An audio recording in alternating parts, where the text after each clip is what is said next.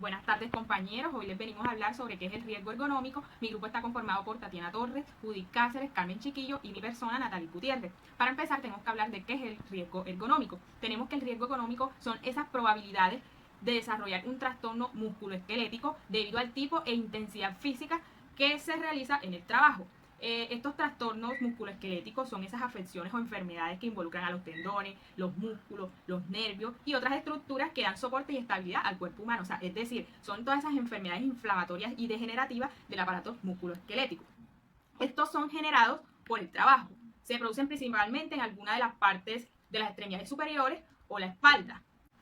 Tenemos una clasificación de los trastornos musculoesqueléticos. Se pueden clasificar en inflamación de los tendones, dolor y deterioro funcional de los grupos musculares, compresión de nervios, trastornos degenerativos de la columna vertebral. Como consecuencia de ello, pues es vital importancia considerar de pronto estos riesgos ergonómicos en una empresa para poder prevenir el daño de la salud de estos trabajadores. Según la Organización Mundial de Salud, la OMS, caracteriza los trastornos musculoesqueléticos como enfermedades relacionadas con el trabajo, de origen multicausal. O sea, con ello lo que nos quiere decir es que existen ciertos factores de riesgo laborales y no laborales, ya sea carga física, ya sea organización del trabajo, psicosocial, individual y sociocultural. Es decir, que contribuyen a causar estas enfermedades, ¿sí?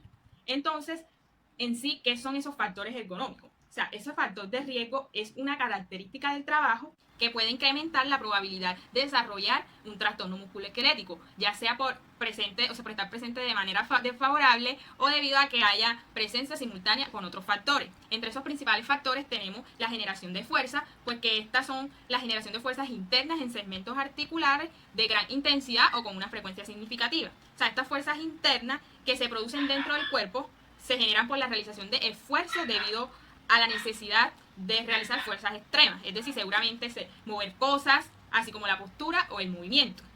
Otro principal factor de riesgo tenemos la alta frecuencia de movimiento.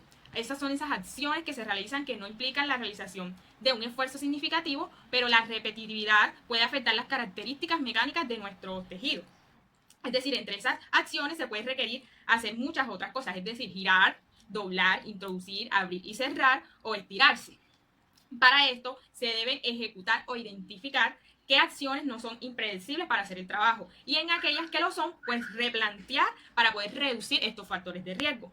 También tenemos la duración larga de la exposición, es decir, cuánto más tiempo se está exigiendo el cuerpo a lo largo de la jornada laboral. O sea, más riesgo habrá. Evidentemente, pues trabajando a media jornada, los riesgos ergonómicos se reducen y cuando se puede reducir ese tiempo de exposición.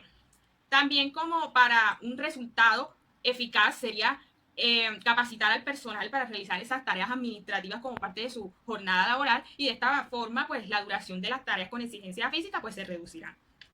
Tenemos la ausencia de periodos de recuperación.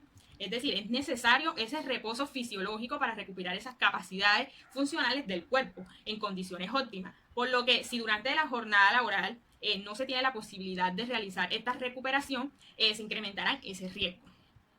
Tenemos el estatismo postural. Este estatismo postural es permanecer inmóvil, ya sea de pie o sentado. Esta condición es perjudicial para el organismo, incluso cuando se adopta una postura considerada ideal. Ejemplo, cuando se trabaja de pie, se debería modificar la postura de los pies y cambiar la forma del peso del cuerpo de una pierna a otra. Cuando se trabaja sentado, pues lo importante del diseño del puesto de trabajo es que no permita modificar las posturas, es decir, estirar las piernas, ahora pues flexionar la rodilla, inclinar más la espalda, apoyarnos sobre la mesa, entre otros. A continuación, les vamos a presentar unos ejemplos.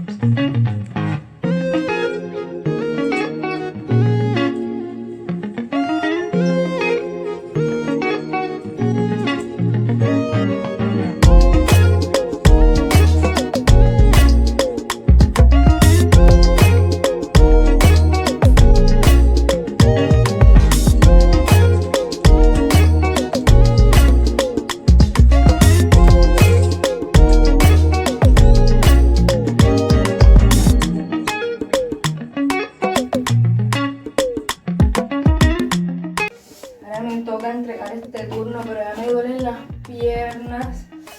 Horrible. Ay. Dios mío, me duele.